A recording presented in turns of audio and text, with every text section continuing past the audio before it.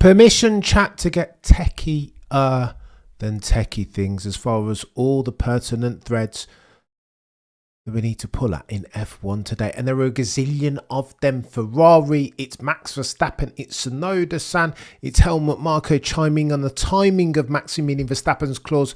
It's Antonio Perez Garibay, Checo's dad, saying that Checo Perez always had a different car to the number one car at Red Bull. So too we'll talk about pressure at Ferrari in the lead up to the Japanese Grand Prix. By the way, rain settings anywhere between 70 and 80% probability of rain on Sunday morning, race day, and that has to factor in. That matters because if you are a Regenmeister like, I don't know, say a Maximilian Verstappen or a Sir Lewis Carl Davidson Hamilton, then that's got to bode well, right?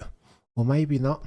Maybe it doesn't rain and maybe we get mean reversion and MCL39 dominance yet again, because these other bods, these other guys and girls aren't bringing the updates that they said they were going to. I thought Ferrari were going to bring a floor upgrade to this Grand Prix at the Suzuka Internationals. No chance. No chance. They're not doing anything. Let me tell you what's going on at Ferrari. Pressure cooker settings. Speaking to L'Equipe, the French publication, the one that they call Team Principal, Frederick Vasseur, he had this to say. We also lost the. Oh, so they're okay. Let me set the table. Yeah, Delaney. It's gonna. Delaney. It had to be done, man. It's race weekend. Let me tell you about this. Look, set the table properly as far as Ferrari are concerned. There's still a lot of talk about the causation. What happened? Double DQ isn't acceptable by any account, and definitely not by Tifosi, who are expecting Italy's team to produce the goods finally. How many years has it been between now and the last time that they won anything? As near as makes no difference, 20 surely. Kimi Raikkonen 2007, Alonso tried and failed, Seb Vettel tried and failed. So now the onus is on Sir Lewis and Charles Leclerc, aka modern day Jean Alesi, to deliver the goods finally. If they do not, then there are careers, no roles at stake. Frederick Vasseur won't be there too much longer. 24 months maximum. That's my story and I'm sticking it to it, and you can take that one to the bank. However, in the interim, what they need to do is understand, no, solve for what happened at the last Grand Prix in China. 2 DQs for different reasons.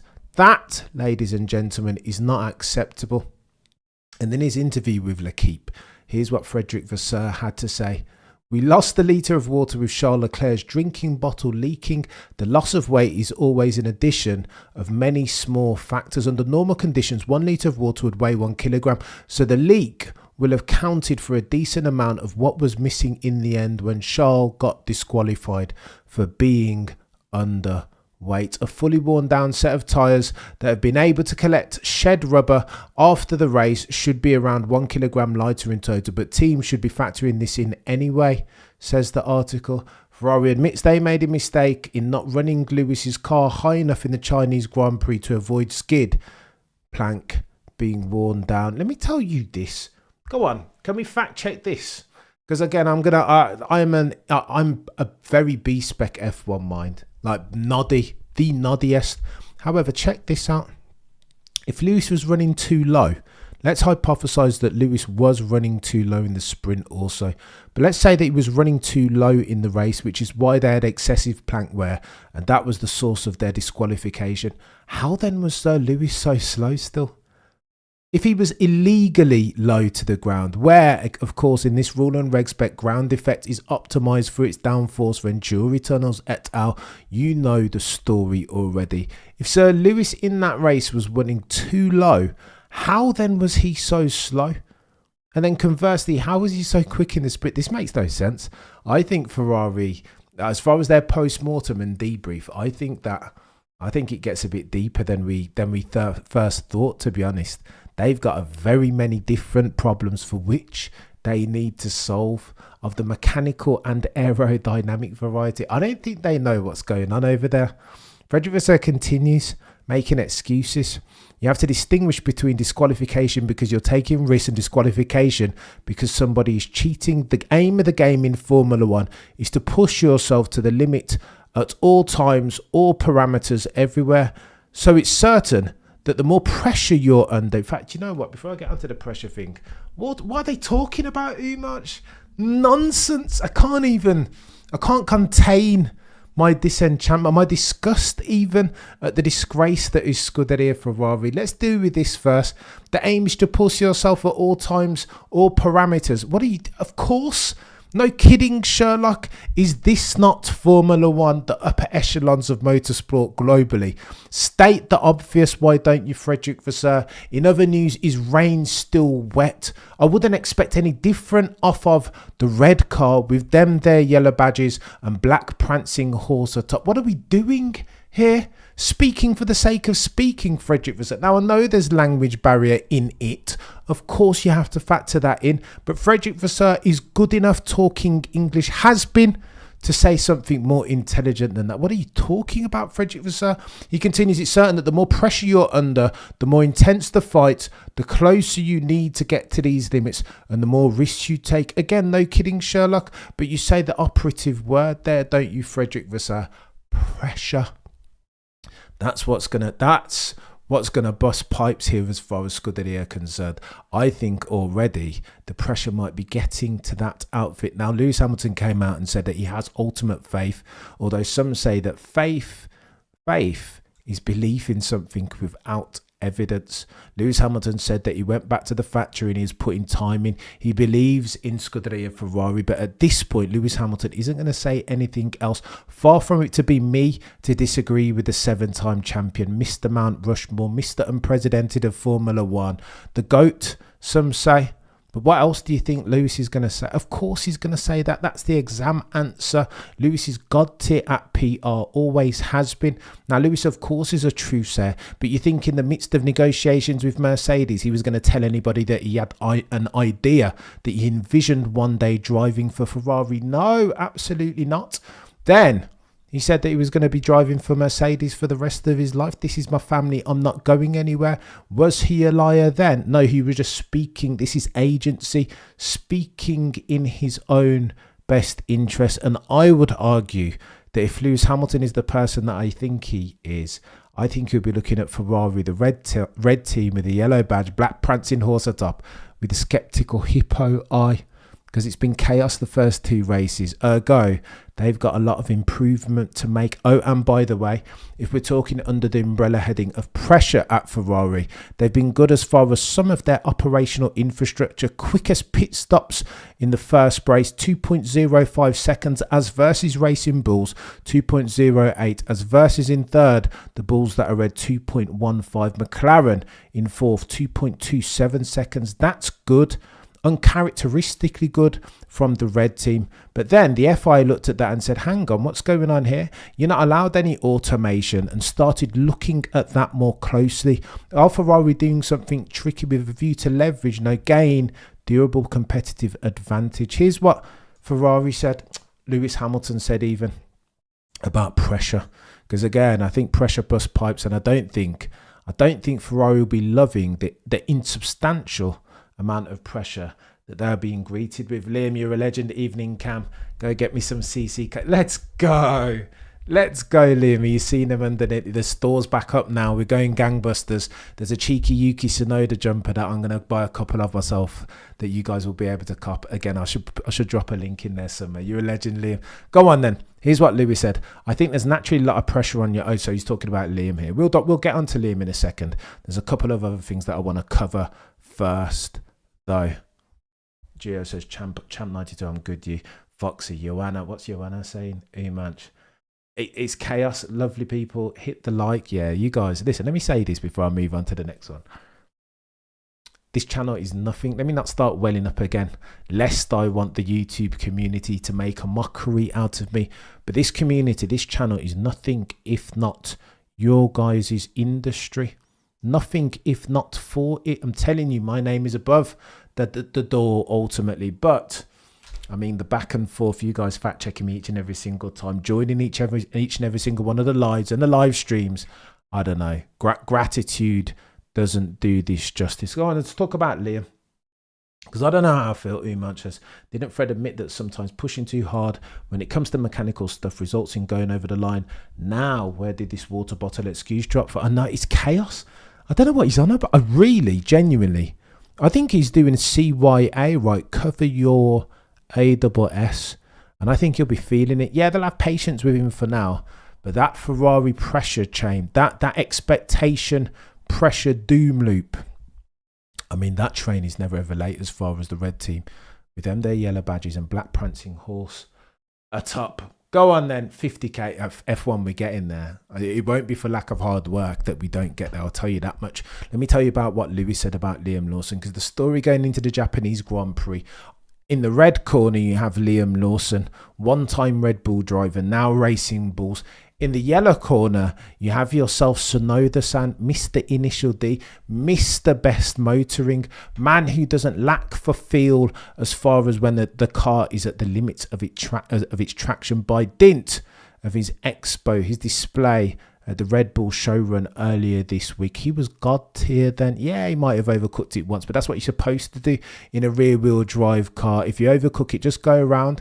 Don't try and correct it. No snap over steer settings. Don't end yourself up in the barrier like Liam did doing a 3-point turn, or the curb like Isaac Hajar did. No, I would contend that Tsunoda-san was not bad, and I'm hoping he can build on that. Let's talk about Liam Lawson though, because in the first instance at the press conference, I do feel I'm conflicted, chat.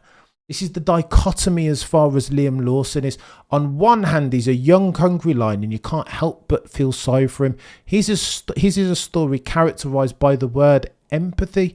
How can you not feel bad for a dude who's finally gotten his dream and it only lasts 2 races at the altar of being too slow, being ill-prepared, being thrown to the lions that are Red Bull? That RB21 car is a very difficult, it's a difficult automotive dragon for which to slay, isn't it? Liam Lawson far too, I don't know what the word is. I just don't think he reacted well to a car that always seemingly was on traction limits. And again, I suppose that's best epitomised by his showing in the showrun. But here's the dichotomy now. Because he's so young, you can't help but feel bad for him, notwithstanding him jibing Yuki Tsunoda. And when they asked him, how do you feel about being promoted ahead of a dude who's got more experience than Yuki Tsunoda? They said then, or Liam Lawson said even, that he's old news and I've already beaten him in previous Formula. Cam, never give this up. You have the spot of personality for F1 fan content, and I email you some pics of memorabilia. I'll do it, Liam. I need to see the memorabilia room. You're a legend, Liam, and I appreciate you, mate. Far too generous as always. We'll get there in the end, Liam, with a bit of hard work and some elbow grease. Go on then, let me tell you about Liam. I do feel bad for him, notwithstanding the comments and the jibes at Yuki Tsunoda, notwithstanding the fact that he said that adaptability isn't a thing. Either you're fast or you're not fast. Sack off all this RB21 nonsense until you got in the car and struggled with it. That's the problem, right? Talk, particularly in F1, is cheap. And Liam did a lot of that and failed to deliver, failed to action. That didn't live up to all the bluster that Liam Lawson put forth. To that, again, sometimes, one second I feel bad for him, the next second I'm like, well, you deserved it, mate. Karma never sleeps. In the press conference this morning, questions that are being thrown at this chap. I mean, how did you find out, Liam? Did they phone you? Did they let you know? Did you know at the Chinese Grand Prix, or did you get the bad news afterwards? I mean, flipping. Like, what are we doing? Starlet, like, how? How are these even questions that you're asking Liam Lawson? That's not fair. What, you want to talk about sanity and mental health? Why are you pitching these questions at him then? I know you want to know the answer, but bloody not, like, I don't know, tough watching. And then they're talking about, well, did Helmut fit, like, what? Were you aware in China, or did this come as a big surprise? What? And then Liam Lawson drops the bombshell and he goes, no, I wasn't aware. Well, hang on, Liam. And this is where it gets techie than techier things. Look, Liam, you said that the one thing that you didn't have was time, right? And that's the one thing that you needed. So you knew that this was around the corner. You know that Red Bull don't hesitate unless your name's Checo Perez to pull the trigger on a cheeky driver change. The only reason why they couldn't pull the trigger on Checo is because his contract was a Red Bull Racing contract. There was no demoting the Mexican Minister of Defense to Racing Bulls. He was either an RBR man or nothing. That was it with Checo Perez, but that contract was anomalous. Liam and Tsunoda-san have a very different setup. Red Bull can do whatever they want with those bods. Do you think Tsunoda-san could have said, nah, this Racing Bull's all right for me at the moment, nice and benign, I'll sit in silence in that car? Absolutely flipping not. Red Bull, in his contract, per Christian Horner, which is extended past this year, by the way, as far as its tenure, they can do whatever they want with him because he's a Red Bull driver. Put him in Red Bull Racing, the big team alongside Max. Of course they can do that. His contract says so. Demote him back to the white car Racing Bulls. They can do that. Same with Liam Lawson because they're Red Bull drivers and it's an important distinction to make. Checo Perez was not that. There's no turning down this opportunity from Tsunoda-san. And Lewis Hamilton too. All the drivers seemingly circling the wagons around the mental health of both Liam and Tsunoda-san. Lewis Hamilton had this to say: I think there's naturally a lot of pressure on youngsters coming in. There is no way you can fully get on top of a car, which is known not to be the easiest to drive. Just to give him 2 races, therefore, is pretty harsh. That's Sir Lewis Hamilton talking. Gasly pretty much came out and said the same thing, that he's offered some counselling ahead preemptively to Tsunoda-san, telling him what he needs to do, learn from my mistakes. That's Gasly talking there. Others have gotten involved, right? Speaking about the circumstance that is Red Bull, that as far as Liam Lawson, it's not acceptable. And so too, Max Verstappen keeps getting involved. I don't know what, I genuinely, I don't know. I cannot understand what's going on here. The dynamic at the big team, the Racing Bulls, or Red Bull even, it's just chaos.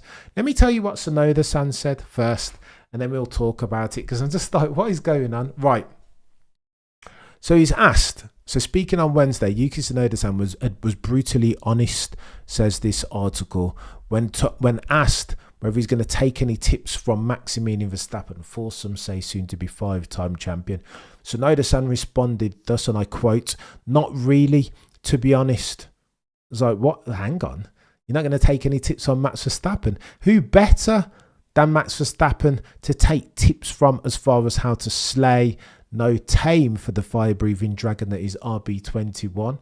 I'm on -5 brake bias, Max Verstappen said last year, and things still won't flipping turn.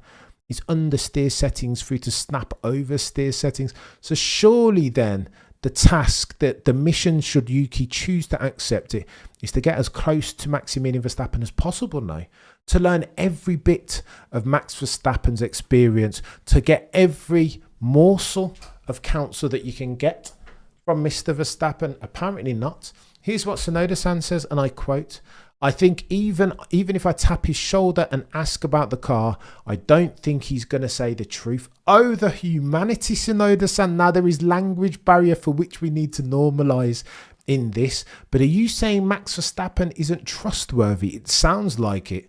Are you saying that Max Verstappen wouldn't tell you what you need to know as far as the information and setup to optimise for your RB21? Therefore, it's already the battle of the bullseye. The lines, the battleground has been established. The lines that the war has already commenced. That Tsunoda-san says that I'm not even going to ask, I wouldn't dare ask Max Verstappen for the information, for setup, for advice and or counsel as far as to how best to drive the RB21. Tells you all you need to know. Tsunoda-san's coming to take names, but I'm not sure that this is the wisest way. Tsunoda-san continues, "I don't think he's going to tell me the truth. So I've just got to discover for myself the data and how he's driving." Also on board, and obviously I already checked the videos for him in last year's Japanese Grand Prix to see how Max Verstappen was driving. Touché, sir. I like that he's gone away and done his own financial due diligence even of the mechanical and aerodynamic variety. He will need to. He will need to do that sort of thing, go above and beyond, lest he wish for his career at Red Bull to fail at the same hurdle, the very first one, as one Liam Lawson. Toucan coffee mugs. Let's go, Liam. You're a legend, chap. And check out, listen, if you go into the shop, definitely check out the Tsunoda top. The Tsunoda top was a god tier design, I would contend. Crackosaurus says, I think Yuki legit pushes Max. Do you think so, Crackosaurus? Be quite the turnout for the books if Yuki Tsunoda can contest, can even get close to Max Verstappen. Now, the parameters within which Yuki is working as far as his strategic objectives, according to Andrew Benson, lest we forget, or F1 journos are created equally, but some are created more equal than others, that Yuki is tasked with getting within 3/10 of Maximilian Verstappen. For some say seem to be 5-time Charles Edward Cheese up in the house. You're a legend. Far too kind as always, Charles Edward. Fresh out of Twin Blades Barbershop. Cam, all salutations. Quick buy cried. Gonna throw on Peter Windsor joint. Keep killing it. You're a legend, Charles Edward. And I appreciate you, chap, each and every single time. Far too generous as usual, sir. Gratitude and gratefulness is like an understatement. The understatement of the year. Thank you so much, Charles. I mean, if imagine a world where Tsunoda-san can get close to him. I just can't. I just don't see it.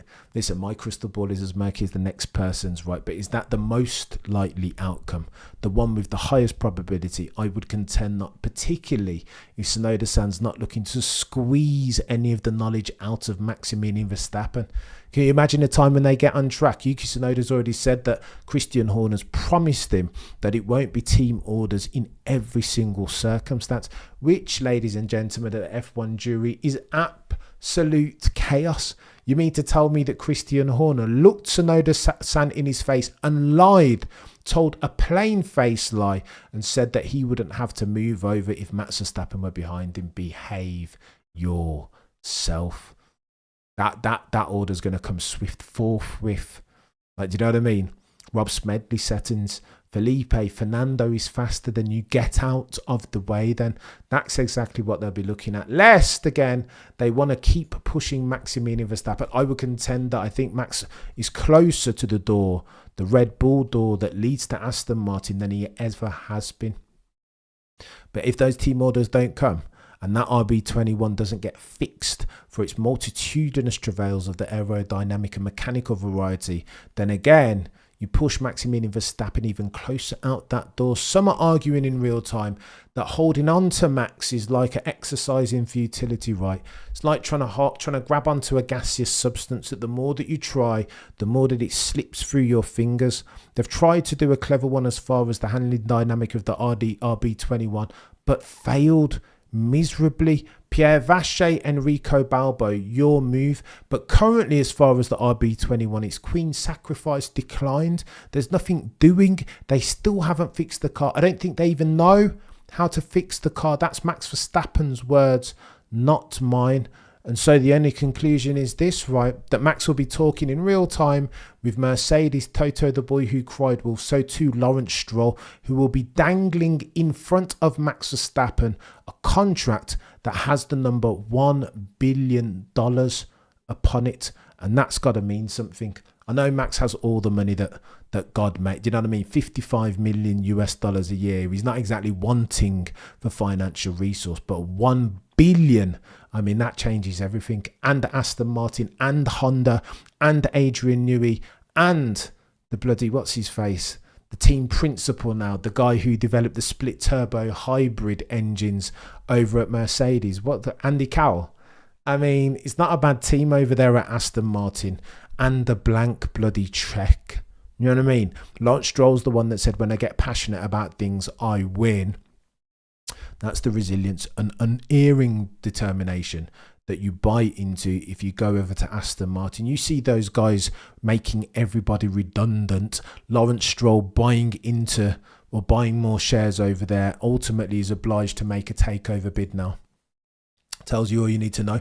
And then ply upon that the fact that Helmut Marko has come over the radios talking to RTL Sport.de and has said the timing of the Maximilian Verstappen performance clause. Now, we know, if you read books, Unstoppable, Marquez, a legendary one, dissecting, documenting all of the nuances as far as Maximilian Verstappen's career to date.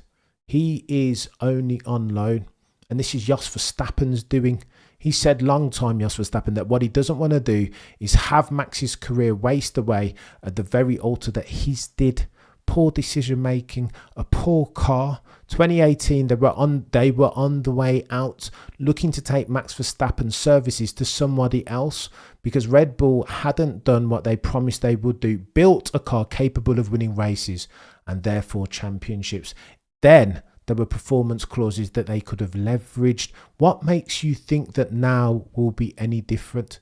If they don't give him the car soon, I would argue within the next 3 or 4 races, if Max Verstappen is outside of the top 3 soon, potentially during the summer break, then do not think for a second that Max Verstappen won't hesitate to pull the trigger, nulling and voiding his contract with immediate effect, without compunction, with impunity. He will not care a fig.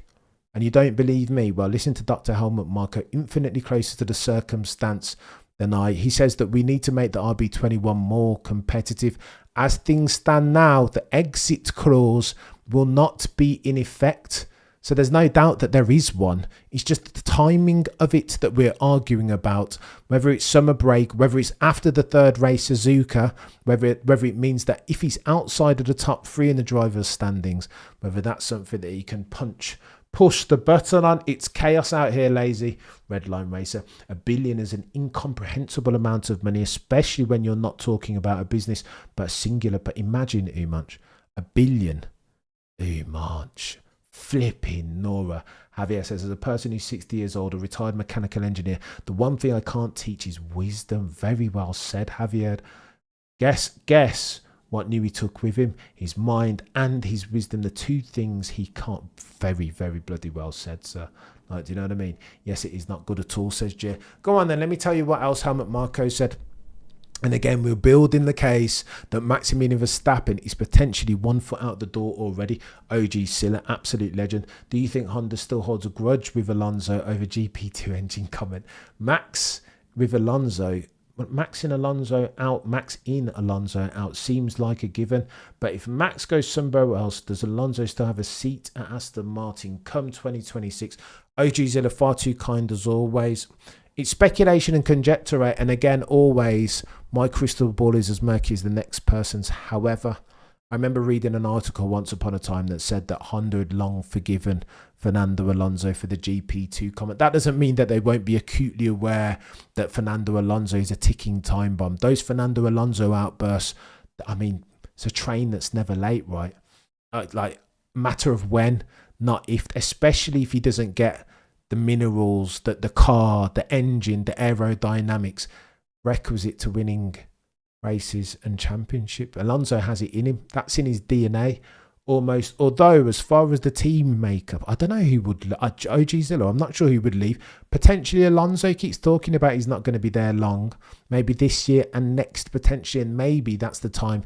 Perfect timing, sliding doors, jigsaw puzzle settings. Maybe that's when Max Verstappen slides right in there.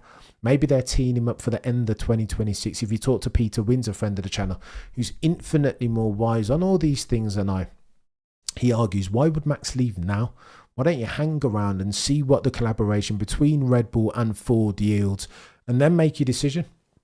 Because again, with the next rules in 2026, there will be one team that makes a jump on the rest, like Mercedes did at the altar of split turbo hybrid in 2014. Helmut Marko says, though, 2026, because there's been a lot of conjecture and speculation around the cars now, around the engines and who's expediting for their learning curve best and most efficiently. Here's what Helmut Marko says.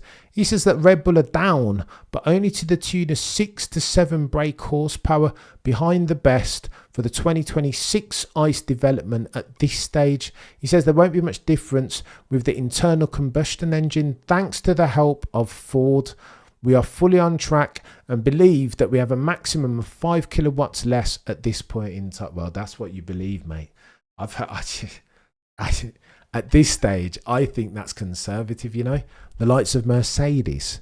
Do you know what I mean? The house that Mercedes built is by dint of the durable competitive advantage that they leveraged so effectively and weaponized in 2014 through to 2020.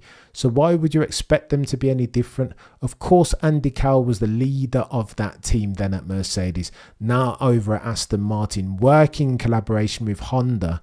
But I mean, you back them before you'd back Red Bull, brand new as far as making their own engines. Yeah, they can steal a bit of Honda, but the word on the F1 curb is a lot of those Honda bods are going to go over to Aston Martin. So what then? What happens when they hit tropiezo, stumbling blocks? How do they solve for that? Well, they're in another quagmire, right? The same with Adrian Newey going over there. He can't be there to fix for it when something goes wrong in the RB20 and let's say it starts understeering. What happens when the engine hits reliability issues? Who's going to fix for it then? Helmut Marko might say, I mean, only 6 to 7 brake horsepower, but championships have been decided on less, right? It's fine margin settings, and no longer do Red Bull have Adrian Newey to design a god tier aerodynamic car, characterized by its extreme aerodynamic efficiency, which can make up for a brake horsepower deficit rumoured in 2014 to be anywhere between 20 and 30 brake on Mercedes. Now they don't have it. So this is just deficit after deficit after deficit. No Newey, no Wheatley, no Fallows. You know what I mean? No Rob Marshall. It's just Red Bull is a pail of water, unrecognisable now as a pail because it's got so many bloody holes in it. You wouldn't know where to fix it. You're better almost just burning that and starting afresh. It's techie. And then, check this out. You get Checo Perez's dad coming back to the fore and turning that knife in the back of the bulls that are red. Here's what Checo Perez's dad has said. And I mean, it's never more timely for this dude to come out the woodworks, right? Checo Perez has said he's coming out and he's backing Yuki Tsunoda. The Tsunoda-san has the mentality that's needed to fight with a Max Verstappen, to deal with a very challenging circumstance at the bulls that are red. He's hoping he's right. That he's come out though and backed Tsunoda-san to be able to fight, combat, go wheel to wheel with Max Verstappen. Tells you all you need to know about not the aggression, but the grudgefulness that Checo has in his heart still towards his circumstance in 2024. And Checo Perez Sr., or Antonio Perez Garibay, Checo Perez's dad, he expounds upon that sentiment. Here's what he had to say, and I wouldn't normally read it out, you know what I mean, because there's a very bitter man, or he strikes me at least, I don't know the chap, but he strikes me at least as a very bitter man, particularly around his son's circumstance and the way that whole facade ended in 2024. Here's what he has to say, quote, "What I'm about to say will cause a lot of commotion, but the car with the number 1 on it, Max Verstappen's, was not the same as the car with number 11 on it, my son's, Checo Perez's. And if you were to put the driver of car number 1 in car number 11, he won't get out of Q1 in qualifying either, and he won't pass the car with number..." Oh, bloody Nora. I mean, what? I disagree. I couldn't disagree more than that, to be honest. Although, if we're playing devil's advocate, you will recall in 2022, there was a time early on that season when the car's handling dynamic was made more benign by hook or by crook, not by design, apparently. And in that stint, all of a sudden, Checo Perez, you recall, looked like an absolute world beater. Yeah, okay, cool. So he won Monaco at the altar of some very dodgy circumstances, yeeting it into the barrier to make sure that Max Verstappen wouldn't drop it on pole, and therefore yielding a Monaco victory for the Mexican Minister of Defense. But there, in the early running, Checo Perez was strong as fuck, like he was chaos, right? He had a car that suited his understeery technique, a car that was super rear-endy, and it worked really well for him. He was able to challenge Max Verstappen up until the massacre that was the Miami Grand Prix. And there it all ended. Checo Perez put it on pole, and then Max Verstappen just nailed him, right? No safety car. I want to say Max started from about 9th, 7th, something like that. A race that had no safety car, Max Verstappen just ran him down as if he were a lion and Checo Perez were a gazelle. And I would contend that was where Checo Perez's career, his prime, when Gonzo faded to black in an instant. Checo Perez's dad continues. So it does lie with the car, the problem at the bulls that are red. The cars were not the same. Continues, I said, I hope things are different today and that in Japan, Yuki has the best car Red Bull can give him. They cannot disappoint the Japanese fans. They have to give Yuki the best means to fight, and so he has to have the same car. What do you think in the chat? Is Checo Perez's dad talking rubbish? I think he's off kilter. I think what he doesn't understand is that correlation doesn't necessarily imply causation. They're two different things, right? Apophony will dictate that something looks like something, doesn't necessarily mean that it is it, as far as being able to attribute Checo Perez not having the same car as Max Verstappen. Now, Max Verstappen fans would argue, one of which I am, that it's Max Verstappen's brilliance that enables him to get the best out of these very techie cars as far as their handling dynamic, mouse settings on 1,000 per Alex Albon. It's Max Verstappen's gift, and that a fast car surely in this rule and reg set ground effect era will always be front endy, very techy to handle as far as the instability at the rear. And that's Max Verstappen's gift, is it not? His ability to recognise the feedback. Some say that his feedback is so acute, so attentive, that if he drives over a crisp packet, he'll be able to tell you the brand and the flavour of. That's what we're dealing with as far as Max Verstappen. So I understand that Checo Perez's dad feels like that, but bloody Nora. Go hard or go home, eh, Checo Perez's dad. Do you watch the races? Max is normal. Is he normal? I don't know. Delaney says he's waffling. Imagine Max hops into Yuki's car and drops a masterclass. Stephen, I don't know. I'd love to see. I think they should do the race of champions like they used to do back in the day, right? Put all the best F1 drivers in like a stock car and have them race around the track and then see who nails it. Checo's dad is just sad for his son. It's understandable, but delusional. Albon explained the problem on high performance. He did indeed, the line. If you watch the high performance podcast, Alex Albon was asked the question, do you think Red Bull build a car or design the car for Max Verstappen? Do you think when they develop it, they're bearing Max Verstappen in mind? Alex Albon said, I don't think that's the case. I think what it is that they build the fastest car possible, but it's very much on the nose. And because it's very much on the nose, if that dynamic doesn't suit you, Alex Albon says that I like a car that's on the nose, but that on the nose, the best way that he described it, and it's a brilliant analogy that's gone viral now. Alex Albon said it's like using a computer with the mouse sensitivity on 1000. I said it's just super unsettling, and the more that you chase time in a car that doesn't suit your handling dynamic, that's that much on the nose, that you just end up pushing over the edge. You just get there and you're nearly there. But again, like a gaseous substance, the more that you try and grab onto lap time in that car, the more that it evades you. It's almost counterintuitive. Like by trying and best endeavouring it just, you push it, you don't get it closer to you, you push it further away. To play devil's advocate, OG Zilly, legend, I could see RB testing a version of their car without the asymmetric brake set system on Perez's early in 2024 because they could see the rule change imminent. Oof, OG Zilla. Did they have asymmetric brake? You know, I put forth the fear. If we're going to talk about asymmetric braking, OG Zilla, you've heard me say this a gazillion times though. The asymmetric brake, let's build the case for asymmetric braking being the thing. And this is all allegedly, right? A couple of things happened in 2024 that made me think about asymmetric brake. The first is the fact that the car was perfect first 10 races. Max won 7 out of 10 of them, did he not?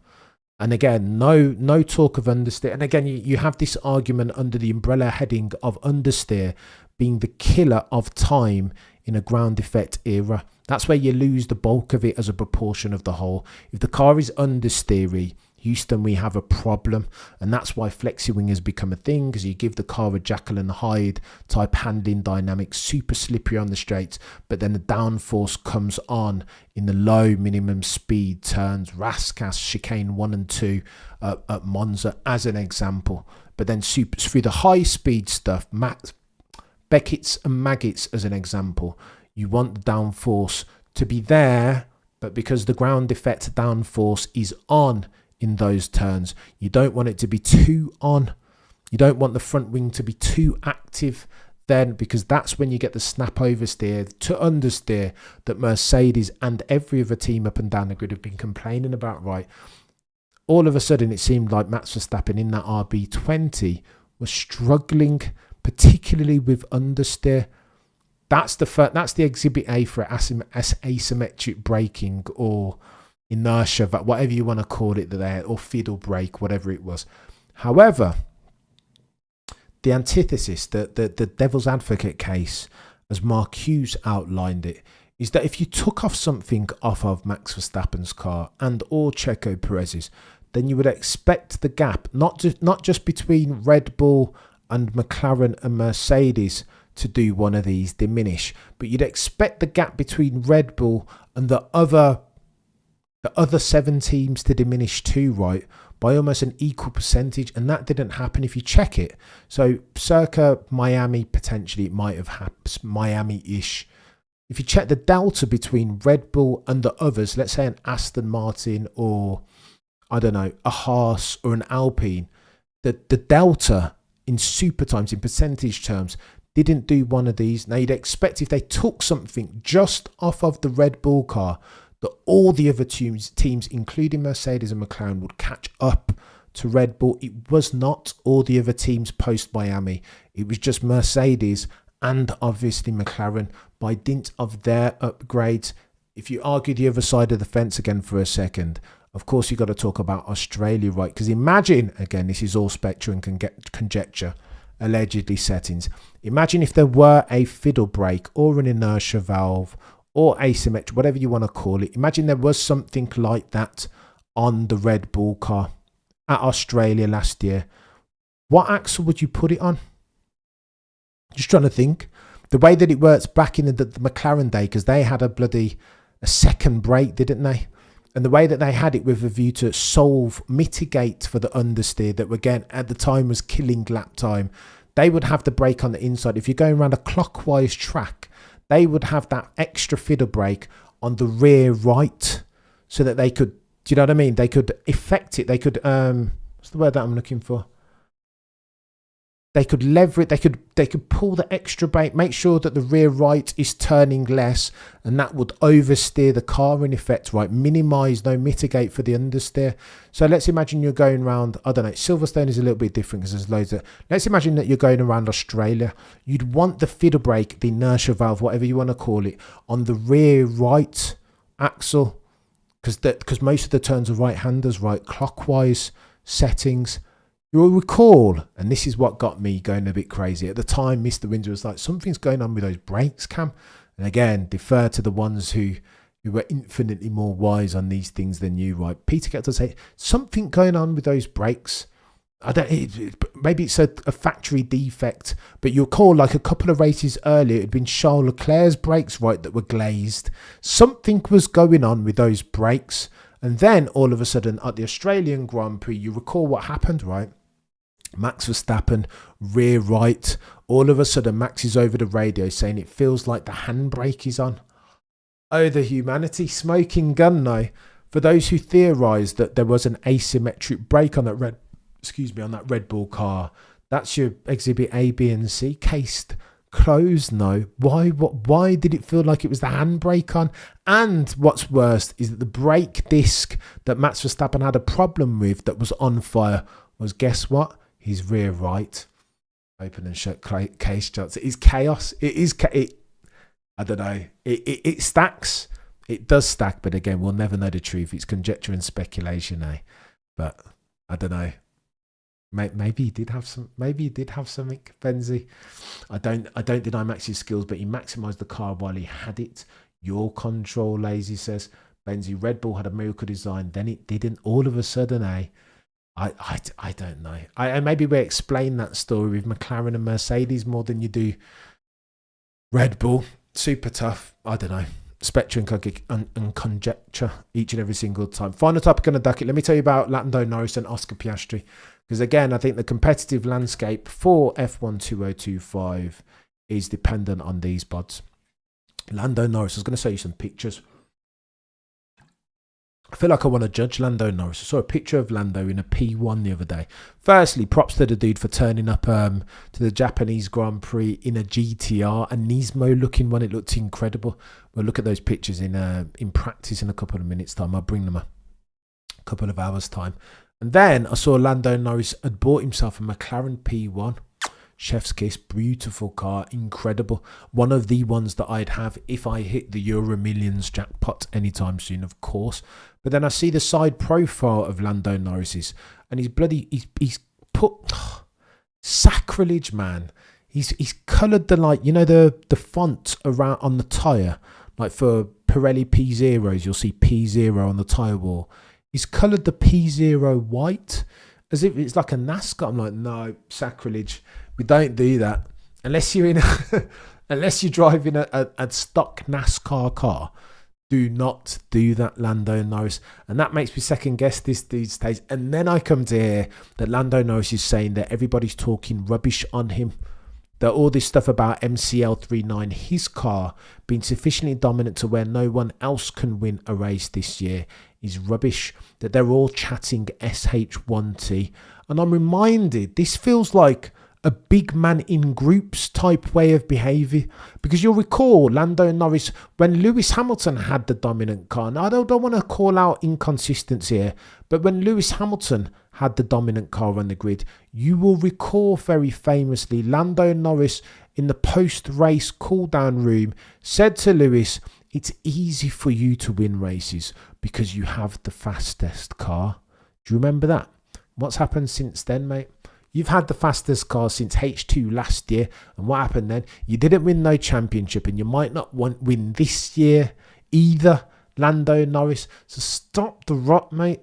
The hypocrisy kills me. And again, it's a different time. And Lando, you could argue, was much younger there, much more foolhardy when he said that to Lewis Hamilton. And he didn't have the experience to know any better. But because he's saying that now, and that sentence that, listen, everybody's talking rubbish saying that we're so good. When back in the day, it was all, well, if you've got the fastest car, then it's easy to win races. Because those two sentences from the same man, Lando Norris, are in stark contrast to each other. How can we not talk about that dude in hypocritical terms? Yeah, he's lovely, he's cuddly, Dustin from Stranger Things et al. Get it? Copy. He's like the darling of Sky Sports F1. Natalie Pinkman melts in front of him. He's so cute and cuddly. But there's also something underlying there when, I don't know if it's privilege or entitlement. But you've got to be consistent, right? That I don't know. I kind of want Lando to keep his mouth closed for a little bit. Sack off the content, sack off the social media. Don't want to hear from him. Don't even go to the press conferences, mate. Duck your head. Dial down now, Lando. Because he's brilliant enough. Like, he's not wanting for speed. Sandvort last year, you've seen when he's ready and he's had his Weetabix. There's barely a chap on the grid in that car. Not even Max could get close to him. Do you know what I mean? That tells you all you need to know. But he's still got an unforced error in him. He's still got not attention deficit, but I mean, his attention lapses at Singapore when he's 10 miles down the road. Unacceptable.